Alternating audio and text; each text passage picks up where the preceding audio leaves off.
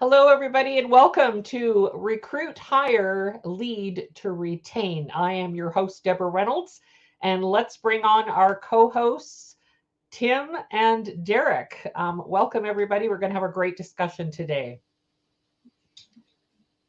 So, Tim, welcome, Hey, my friend. How are you doing morning. today? It's great to see you. I'm doing awesome. It's Friday, so we're all happy today. How about you? We are all happy today. I'm really excited because this is a brand new LinkedIn Live that's going to have some really great discussion. And Derek, my friend, welcome. Thank you, Deborah. Good to see you, Tim.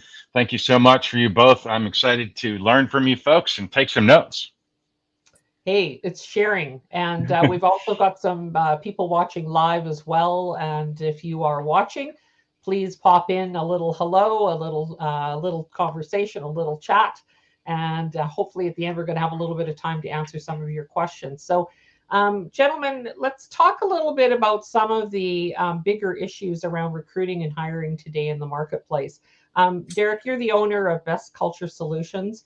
And Derek, you are the owner of Samurai Hire. I am the owner of About Face Image Consulting, focusing on leadership. So, you two gentlemen have real expertise in the hiring, the recruiting facet of the workplace environment, which is vital today, right? We need it because we've had some major issues. And of course, we've had this great resignation happening. Derek, why don't we start with you? Tell us a little bit about what you're noticing on the US side, the American side. Okay. What are some of the issues that you're coming across right now? So I'm glad you brought up what was it called? The Great Resignation. It's called the Great Readjustment. The Great Regret now, I think, is the phase that we're currently in that a bunch of people jumped positions because of COVID and some of that. And some of them are regretting they have jumped some of their positions because the culture and situations weren't better. We're also seeing massive layoffs in the United States with huge tech companies, what traditionally is called FANG, or the biggies, Facebook and Amazon and some other folks. Although they are doing great in one area, the compensation of, hey, let's hire a bunch of folks and our numbers look good, is not necessarily working out for a lot of companies. And every day, at least in the States, and I'll end with this, interested to hear what's happening in Canada with you folks as well. Almost every day there's a feed of there was a massive layoff, and it's everything from talent acquisition folks to recruiters to full teams. Thought they were going to be there forever type of scenario, and log on to a meeting. We do some uncharacteristic things in the US, of course. Log into a meeting and everybody gets fired on that call type of stuff. It's a strange time we're in. Interesting. Well, yeah, it is interesting, and sad at the same time because Right. we're expecting more from our leaders, Yep. more from corporations and companies that are setting an example in the marketplace from that. And obviously, we could do way better with that, which is why we've put this program together with the three of us. So, Tim, share a little bit about what you're noticing in the marketplace. Yeah, that's a great question. We're not noticing that quite that level of volatility um, as in the American marketplace. I mean, we've definitely had moments where these trends have been happening. We have seen when the Great Resignation was really popular in the U.S., we were seeing heightened numbers of attrition, heightened numbers of turnover, but not quite as much of like a swoon as it was in the U.S. And we have also seen a massive labor shortage as there is in the U.S. Um, and that part has been much the same. We aren't seeing as many layoffs, though. We really aren't, at least not that I've seen or heard of. A lot of the customers that I work with and the clients I work with are still struggling to find people, but I also have been working a lot with people that are in hard to find professions no matter what's going on in the market, such as recently pharmacists, heavy equipment techs, the IT industry. And so it's not quite the same as what's happened in the US. But one of the things I've noticed as well is that even though you're hearing words like recession and layoffs, and I don't know, Derek, if you're noticing this, but regardless of what's going on there with things that would typically be doom and gloom when it comes to the labor market, I'm still also hearing the words labor shortage, even though all of that stuff is going on, which is like, and I think that there's a few reasons for that. I think it's first of all, a lot of the people that exited the labor market at the beginning of the pandemic may have retired early, right? Which they were never coming back to the labor market anyway. So even if you have to lay off, there's not as much labor supply as there was to begin with. And a lot of labor supply was removed from the market. The other thing I'm seeing more of as well is people choosing to freelance, like the three of us do, right? And that removes people as well from the labor market. They're working in different ways, but they're not applying for jobs. So yeah, I'm not seeing as many kind of dramatic, ups and downs, but more kind of subtle ups and downs that are following similar trends to the U.S. Yeah, it's interesting what you were saying about that, Tim. As a business coach, a leadership coach, I'm working with both American and Canadian clients, executives predominantly. So what I'm noticing is a couple different things. It could be a highly successful company generating a lot of income and a lot of profit. However, they're reluctant to hire and it could be for cultural reasons that they think we can do well enough with the people that we've got on hand. So there's a reluctancy to spend money, especially if they're reporting to a board. And the financials of the company are maybe in question a little bit. They're reluctant to hire or even train their staff. That's what I'm also noticing as well, that there's a real problem. Tim, you and I were having a conversation yesterday. We did a LinkedIn Live, and I was interviewing you, and we were talking about the motivation with people. Right. And you had mentioned just your comment right now about the lack of that lack of motivation of people wanting to give bring forward to an organization, and they come with the right attitude. However, we've got this people exiting and leaving a corporation that have completely different values than a younger generation. That older generation is far more committed and has that real sense of accomplishment and wanting to work really hard in that process. So I'd love to hear from both of you your comments about what you're noticing about that. Yeah, Derek, you go first. I have really strong feelings on that. So if I go first, you could be here a while. So Derek, you go ahead. Tim, go ahead if you're ready to go and this No, was continuing. no, go for it. I defer to you. All right. So just to clarify, Deborah, you said the question you're asking is what are we seeing in regards to this talent shortage or the quality of people as they're going through the marketplace? Yeah, I mean, people could be way too passive right now. In the company owes me, so they don't come in with the right attitude and the right motivation. And then at the same time, we're losing that pool of employees, of executives that have had years of experience and knowledge. They're exiting, so now we have staff that are not well trained. The managers, of course, are not willing to train. There's a reluctance there to really do a lot of team development and leadership training. So what are you seeing in the organizations? So yeah, great question. What I am seeing is, and I try to stay away from the generational conversations because there's anomalies, of course, and also generalizations can be hurtful from times. So if I said all millennials, for instance, I don't want to lead with that kind of topic. Some of the things that we're seeing is people believing that they come out of, at least in the States, come out of college, and we're primarily a technical recruiting firm, come out of college, finish coding camp, etc., and they believe they can hit the ground running with a six-figure plus salary, with all the kudos and everything that's entitled to someone maybe with a mid to senior level position, and getting very agitated with recruiters and hiring managers and HR folks who aren't willing to give them a shot because they don't have some of those experiences. I'm with you too, Deborah, on the other side of the leadership side of things in regards to some companies are having some access and doorways for folks to be able to come into these environments, but not many companies are. They're what I call, we've always done it that way. And so when you don't know your culture and you try to put together a job description because that's the way we've always done it, you're going to have resistance. And I think that actually is the bigger issue. The talent acquisition process is very broken in the United States. And I say that boldly, and that Um, this will be a popular statement. I don't think recruiters should be around. We do this because we're brokering a conversation between HR and candidates that, for some reason, at least in the United States, has deteriorated. Whether they're timed out in the hiring manager side, whether they don't have enough tools, whether they don't know the industry and those types of things. But now we're outsourcing something that HR is supposed to be doing for all of the things you mentioned earlier, Deborah, which was culture fit. Can we train? Do we have the resources? Can I invest the time in this? Can we have an onboarding program for an employee and all of that type of stuff? They're so maxed out that they don't have time for that.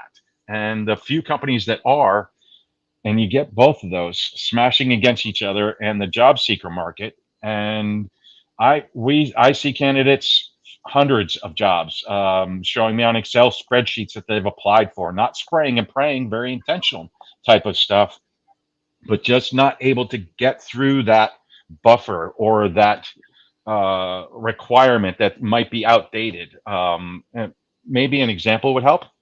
One of the worst rejections we see of candidates is employment gaps. And I'd just like to bring out, we're post COVID. There's going to be employment gaps, companies closed, layoffs happened, all of those other types of things. And if you have a statement in your recruiting plan that you're giving to your recruiter that says, I don't want to see any job hopping, you might miss out on a great candidate who Yep. got laid off. Okay. You may miss out on someone who brings the variety because of that job hunting, something that your industry needs because they have been in those other competitor industries and some of those things. So I would summarize it this way, Deborah, and say there's a lot of work to be done. Yes, there's unrealistic expectations on candidates, but there's also unrealistic expectations from hiring managers and recruiters.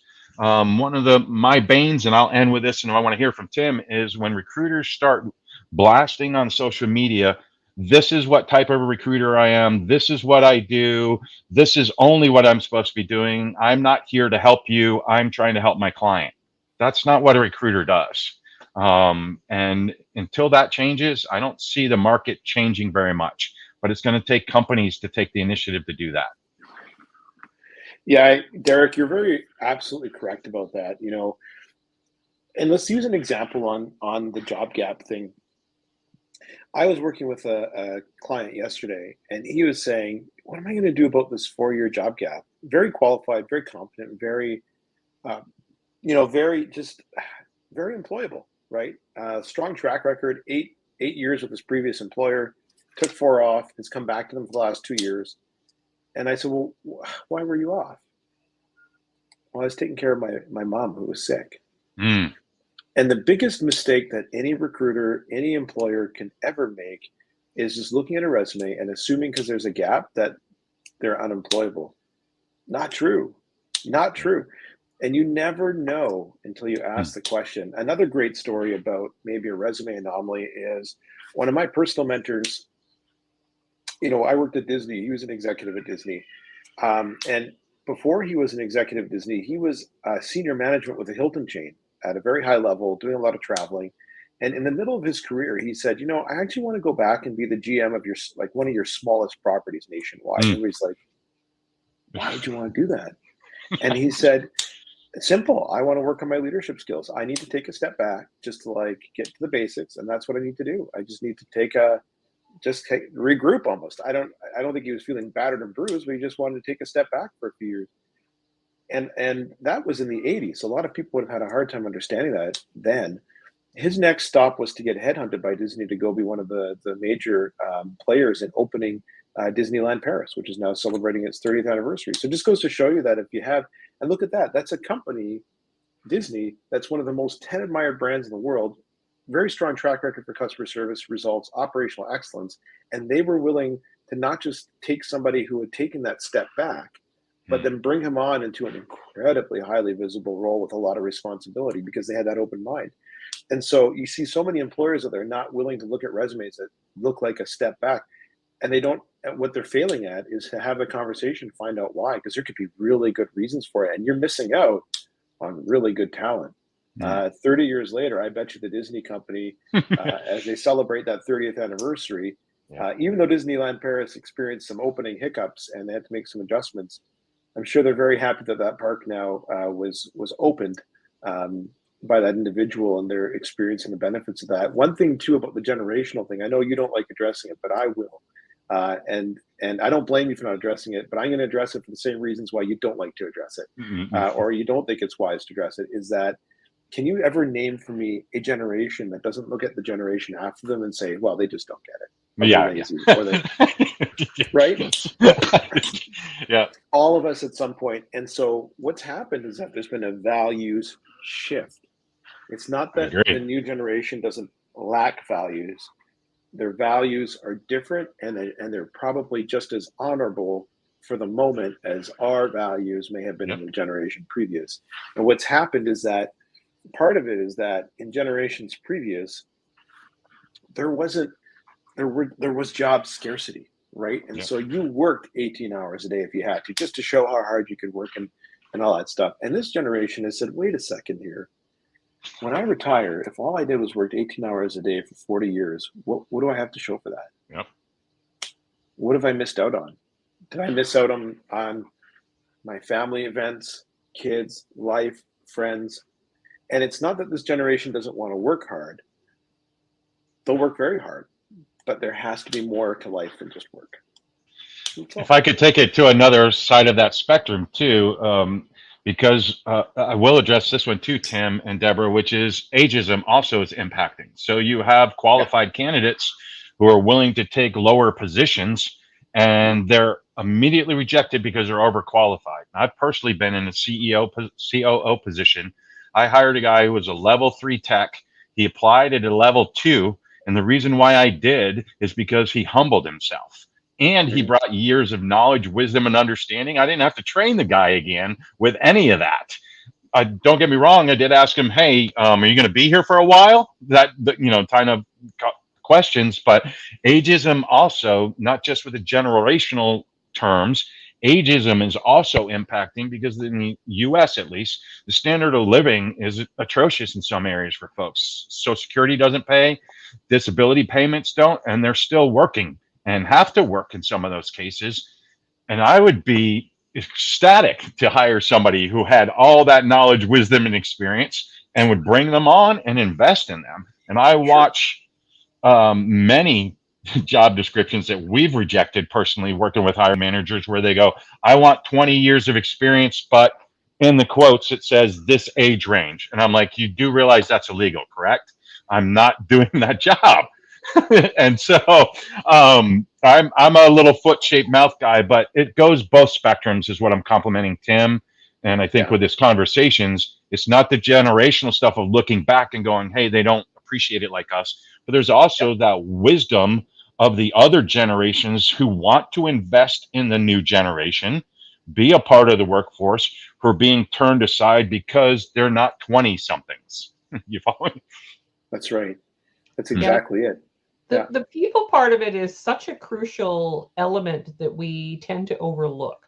And what I'm finding from a leadership point of view is where the companies fall down, where the employees fall down in general and aren't contributing in the right way is because of a lack of where they're basically self-sabotaging. They doubt themselves. And then they have this self-image, which is less than what they are capable of achieving. So those elements of self-sabotage, self-doubt, self-image really impact organizations and their ability, number one, to be hired and to move up the ladder, to be elevated in the organization. And people are really cutting themselves short in terms of their capabilities. And I'm seeing that with some of the executives that I'm working with, their lack of willingness of really wanting to say, I want that next promotion. I want to be groomed for that next position in the company. And they're waiting for somebody else to notice rather than stepping in and showing up as a leader. So that personal development, that growth, that personal development, the inner values of the confidence of being able to work on themselves, to be able to move up that ladder and really contribute to an organization as a leader and not being afraid to say what's on their mind. I find that far too many of them are being, they're intimidated to actually speak their mind in an organization, and they shut down. So I'm not only seeing it with my clients, but as we're having discussions with sort of key executives in the organization and how the dynamics are working out, I'm really seeing that there's some real problems with how people show up in the workplace environment. Deborah, I was reading an article recently. One of the things they mentioned was onboarding the new generation, or the new part of the new workforce that's coming, at least in the US, is part of that plan is mapping out where are my promotion opportunities? Where are my growth opportunities? Is it mapped out? And I know Tim just from working with him and getting to know you, Deborah, but part of my background is always having an onboarding program, always assigning a mentor, always having somebody go, hey, here's some other options. Even when Tim and I were working on a client together, I would have candidates go, is there an opportunity to grow there? Like, yes, they have different Yeah. places that they can move in that organization. Absolutely. So you're not pigeonholed in one place. I would add one other element, Deborah, in that I also think that there's an elephant in the room conversation that sometimes those discussions, the leadership's going, hey, we don't have a mapped out onboarding program. The employees are going, hey, is there a place for me to grow here? Because they're not talking at all. They don't know their core values. They don't know their core focus. It's in the document that sits on the wall, and everybody's supposed to go, yep, I read that every year with the HR manual, but it's not an ecosystem. It's not a communal environment where it's a living, breathing part of what the culture is about. And so, yeah, it's Yeah, I would agree with that. And what I'm also seeing in companies and organizations, while HR might have a job description laid yep, out, is that I'm telling new people that get a new hire, they're moving into an executive position, pull that job description, and then as you're working in the company, I want you as the position holder to rewrite the job description to yep, really get an assessment of what's required in the position to move forward. So part of the coaching element of leadership is to say, I want you to take control of that, you as the executive or the person, to say, where I want you to assess the organization, who are the key players in the organization, look at your skill set, look at what you're not strong at in terms of skill sets and leadership skills, what needs to be developed, and where is your passion, where is your heart. Hmm. Because if you're really Yeah. passionate about a position, you're going to put a lot of time and energy into that's that right. growth. And to develop themselves and to take that initiative to start creating a file of their accomplishments, of key files and key projects that they're working on, key sales, key contacts in an organization, so they bring that to their supervisor when the performance evaluations are being done, to say, this is what I've accomplished, rather than allowing that senior manager to go, I'm writing a performance evaluation, but they have no idea really what Right. what the employee has worked on. So they need to take that initiative, and I'm finding that not enough of that is happening in the organizations.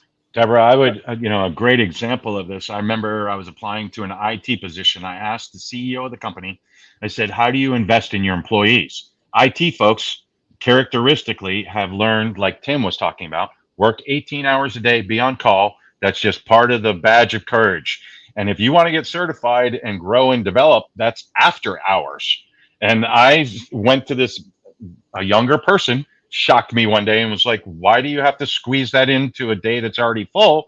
Why wouldn't you do that during business hours? The company culture Mm. should make that available to you to actually do that. And the Yeah. discussion ended up with what do you think's a good money to put towards the investment? $1,500. I'm like, we're in IT. That's like one cert exam. I'm like, no, that's not going to work. Okay, that's books, that's classroom time. They're gonna be away from work, maybe to go to a boot camp. All of those other things. It blew his mind.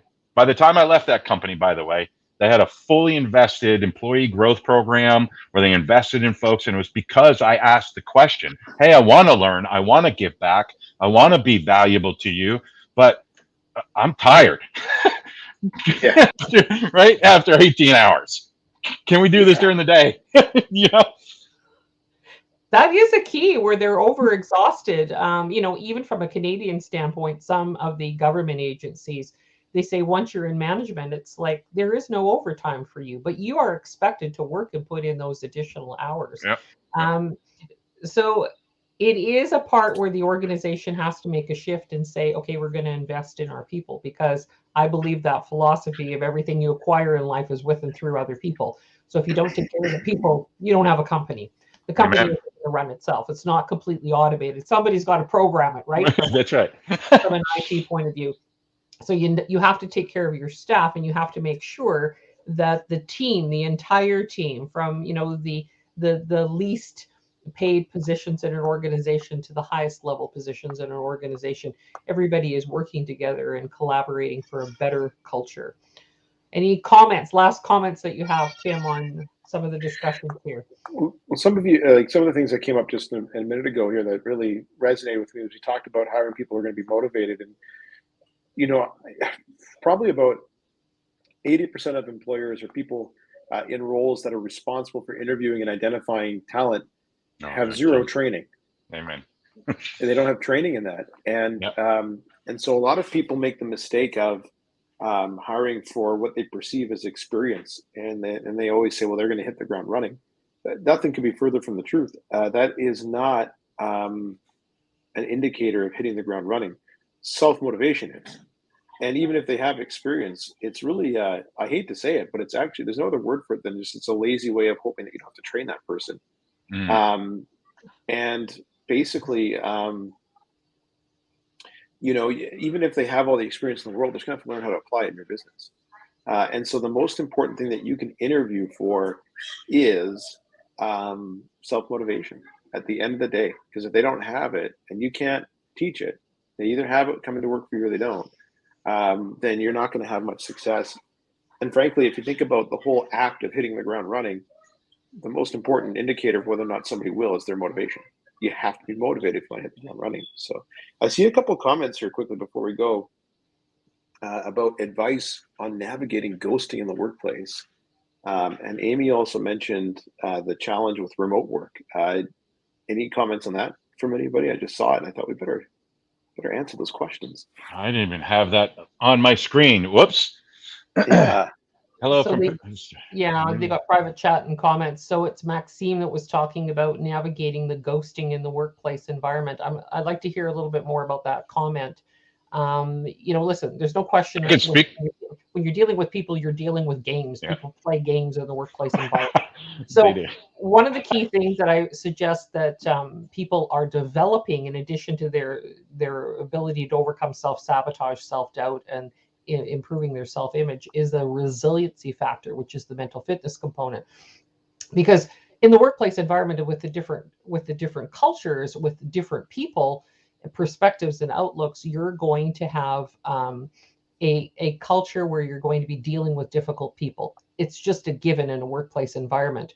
The more resilient that you are as an individual, your ability to communicate clearly, your ability to set certain boundaries, your ability to open up and have honest, authentic discussions with people at all levels of the organization, that becomes really important to develop that.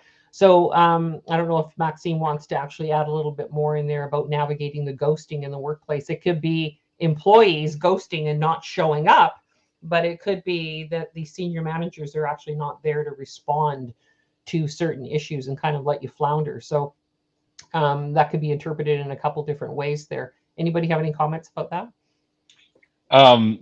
I just recently wrote an article on some bad cream cheese on the face of candidates, recruiters, and hiring managers and HR folks. They all ghost, is what I would like to say. And we're all timed out.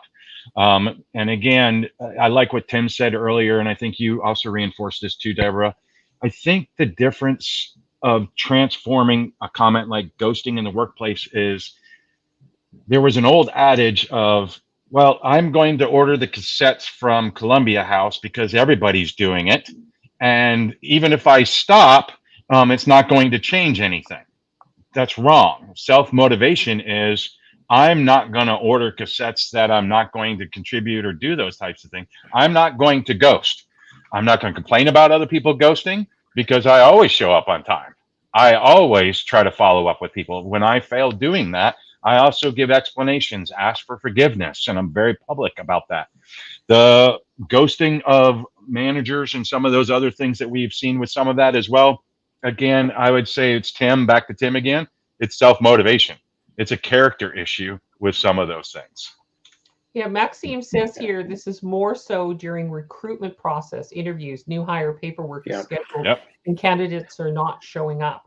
What are you Yep. guys noticing with that? We've got, we're just about out of time here. Any last minute comments about that?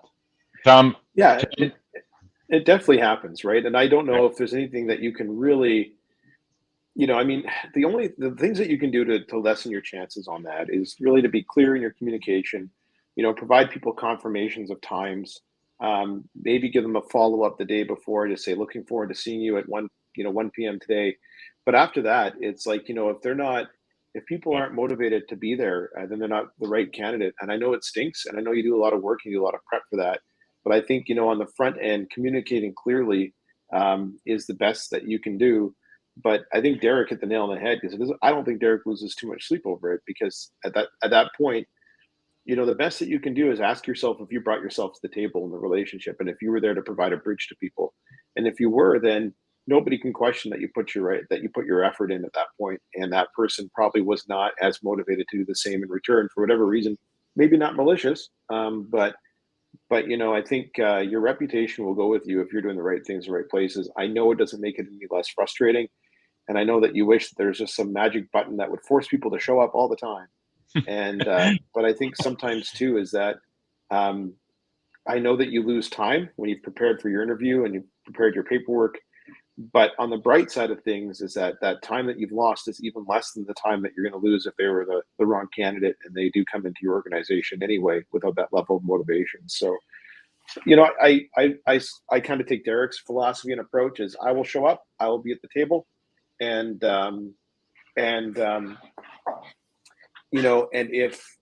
if somebody else can't be there, then you know what, I can look myself in the mirror and say I did my best, and that, maybe at the to end of the day, it's encourage the too, biggest thing that Tim, matters. I could speak to Maxim here. We had a candidate this week.